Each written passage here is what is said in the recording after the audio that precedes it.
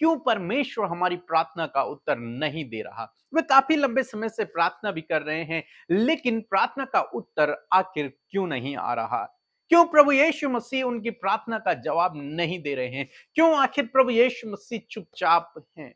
और बहुत सारे भाई बहन सोचते हैं कि प्रभु तो प्रार्थनाओं का उत्तर नहीं देता है, हम कितनी बार बोले, कितनी बार प्रार्थना करें, वो नहीं सुनता है। और बहुत सारे तो पीछे भी हट जाते हैं। लेकिन आज मैं आपको उत्साहित करना चाहूंगा परमेश्वर के वचन से कि धीरज न छोड़े। हम लोग देखते हैं लूका रचित सुसमाचार उसके 8 अध्याय में एक बार प्रभु यीशु मसीह और उसके चेले झील पार कर रहे हैं नाव में। और यीशु मसीह थके हुए थे, इसलिए प्रभु यीशु मसीह सो गए, नाव में सो गए। लेकिन अचानक से आंधी और तूफान चलने लगा और चेलों ने अपनी बहुत मेहनत की, बहुत कोशिश की उस तूफान, उस आंधी से निपटने की, परंतु वे असफल रहे। जब उन्होंने देखा कि सिचुएशन हमारे हाथ से बाहर निकलती जा रही है, तब वो उनमें से एक प्रभु यीशु मसीह के पास गया और उसने प्रभु यीशु मसीह को जगाया और प्रभु यीशु मसीह उठ खड़े हुए। और तब प्रभु यीशु मसीह ने आंधी और तूफान को डांटा और सब कुछ शांत हो गया। तब प्रभु यीशु मसीह ने चेलों से कुछ इस प्रकार से कहा। यदि आप मेरे साथ में निकाल लेंगे लूका रचित सुसमाचार उसका 8 अध्याय और 25 पद, तो वहां पर कुछ इस प्रकार से लिखा है। तब उसने उससे कहा, तुम्हारा विश्वास कहाँ था? पर वह डर गए और अचंभित होकर उससे कहने लगे, यह कौन है जो आंधी और पानी को भी आज्ञा देता है और वह उसके मानते हैं? आमीन। दोस्तों, तब प्रभु यीशु मसीह ने अपने चेलों से कहा कि तुम्हारा विश्वास कहां है, तुम्हारा विश्वास कहां है। और वे लोग अचंबा करने लगे, क्योंकि सब कुछ शांत हो गया था, सब कुछ सही हो चुका था।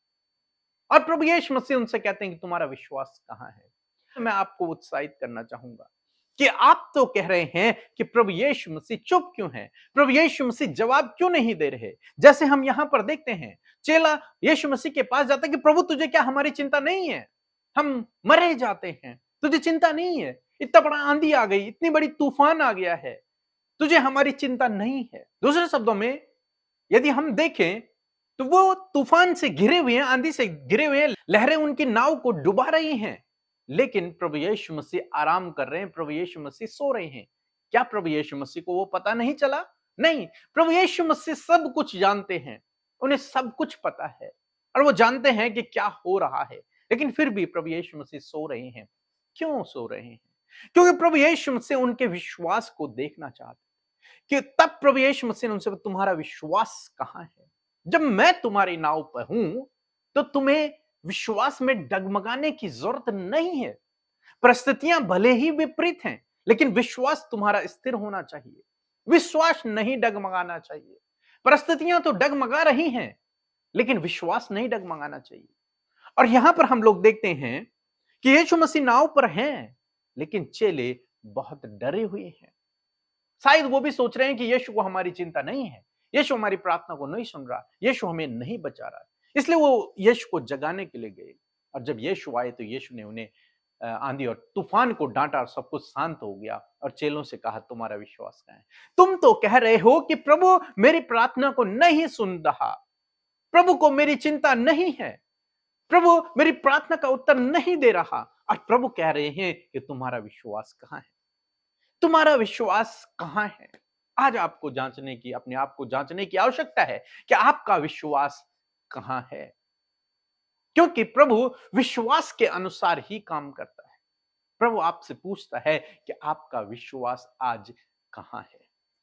यदि आपका विश्वास परमेश्वर पर है तो परिस्थितियों को देखकर आपको डगमगाने की आवश्यकता नहीं है, परिस्थितियों को देखकर आपको डरने और घबराने की आवश्यकता नहीं है, क्योंकि आपका भरोसा परमेश्वर के ऊपर है।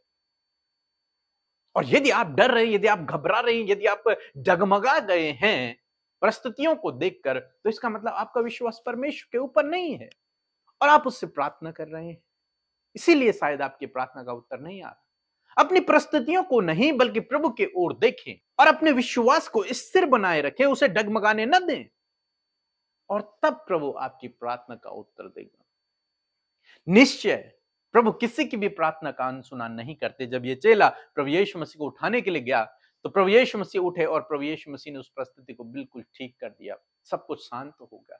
हो सकता है आज आपके जीवन में भी विपरीत परिस्थिति हो, आज आपका विश्वास भी डगमगा गया हो, आज आपके जीवन में बहुत सारी समस्याएं हों, लेकिन मैं आपको उत्साहित करूंगा कि आप प्रार्थना करें, क्योंकि जब आप प्रार्थना करेंगे तो प्रभु यीशु मसीह आपके जीवन में सब कुछ शांत कर देंगे, सब कुछ ठीक कर देंगे।